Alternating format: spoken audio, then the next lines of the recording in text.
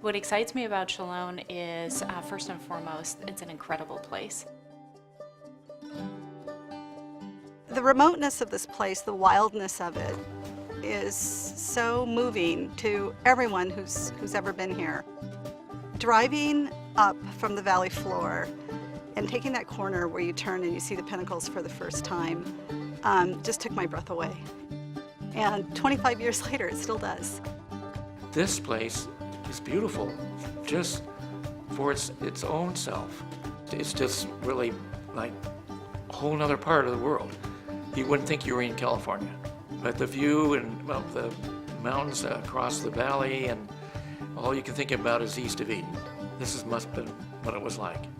What sets Chalone Vineyard apart from other California wineries is the location, the remote location, the soils, the fact that we have limestone. The minerality shows in the wines, and if you can imagine when you're drinking it, where you are, I think it transcends you and it transports you to a different world. It's quiet, it's hostile, it is remote, it has its certain set of challenges, but the payoff is big.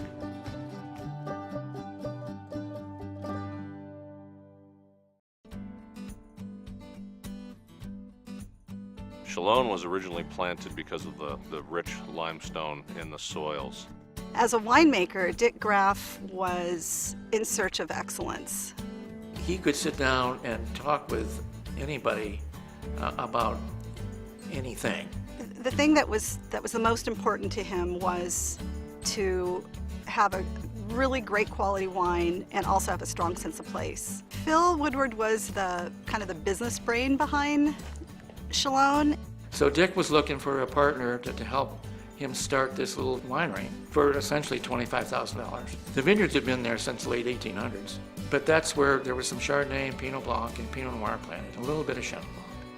The most unique thing about Chalone is that we have our own AVA, and it is the only AVA named after a winery in the United States.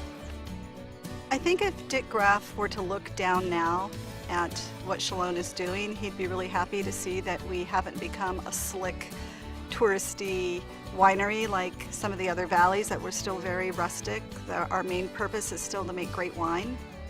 Number one is caring for the vineyards, and that we're still using traditional Burgundian methods to make the wines here. Robert Cook is our winemaker here at Chalone. Robert's on his 7th harvest here with us. His enthusiasm has increased every year as he gets into this fruit. He's just loving the fruit here. It's a pleasure to grow grapes for him because he likes to make the wine.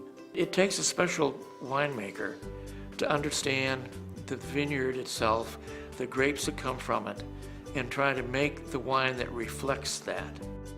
So Richard Bohr is our vineyard manager at Chalone. In fact, he'll be celebrating his 22nd vintage at Chalone, this 2013 vintage. He's fully come to understand this site and this location and all of the little idiosyncrasies that come with this particular vineyard. He was really the one who loved the property enough to want to buy some land and build a house. And once he made that commitment, you knew that he had the Chalone spirit. He has a great team that he's worked with for a long time, and just there's no one that knows the vineyard better than Richard. They're his babies. Location, location, location. The soil, the hills, everything about this site is meant to grow grapes.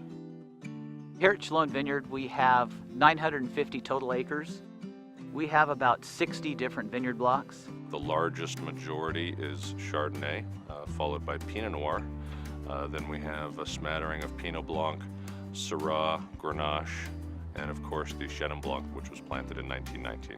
There are historic blocks, vineyards that are 40, 50 years old, that truly were at the heart of the Chalone estate, Chardonnay and Pinot Noir, that put those wines onto the global map. There is a fair amount of limestone at Chalone, and we have specific blocks that have more. The clone is the scion, which is the topwood, which produces the grapes. The rootstock, you graft the clone onto, the scion onto, and the rootstock we select based on its characteristics of what kind of soil it grows best in and whether or not it's drought tolerant. The heritage clone that we have up here, we have actually named the Chalone clone because it was planted in 1946. In our first planting, it produces fantastic fruit. We've been doing some replanting at Chalone Vineyard since 1997, and at that time we started with the Dijon clones. And those were French clones that were popular at the time and produced very good wine, but still not the intensity of some of our heritage clones. With our well-drained soils, when we irrigate, the vines will grow. When we cut back on the irrigation, we can stop the growth of the canopy. We call the pick here at Chalone based on two criteria. One is that it is ready numbers-wise, as far as the bricks are sufficient and it has a proper TA and pH. Once that has been established, the winemaker, Robert, and I go out into the field and taste all of the fruit. Well, 100% of our grapes are picked at night and delivered to the winery early in the morning. Everything is hand-picked and comes in whole cluster to the winery. Our goal here at Chalone is to bring in the best, cleanest fruit and give the winery the best opportunity to make great wine.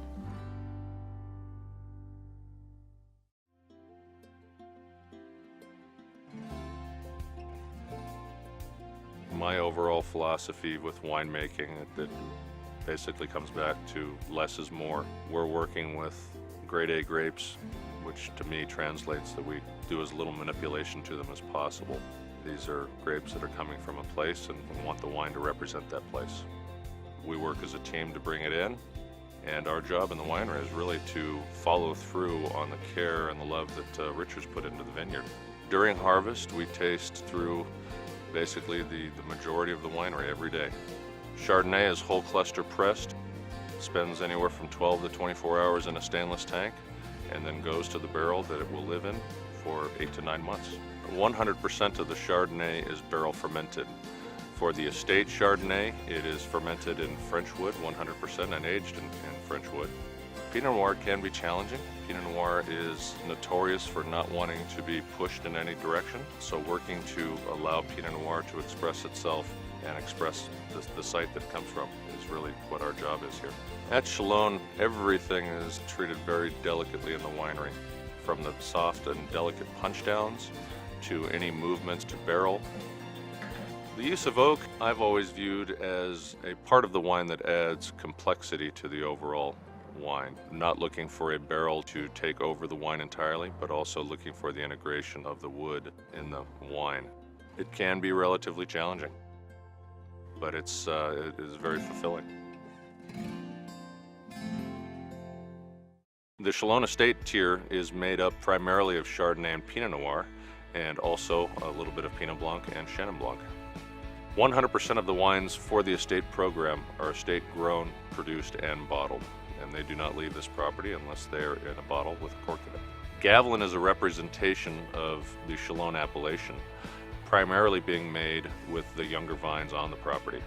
Gavilan consists of Chardonnay and Pinot Noir. Much more approachable in their youth, more fruit-driven. They still have a core of minerality and tannin that you would see in the estate wines, but because it's a little bit lower, they are more approachable in their youth.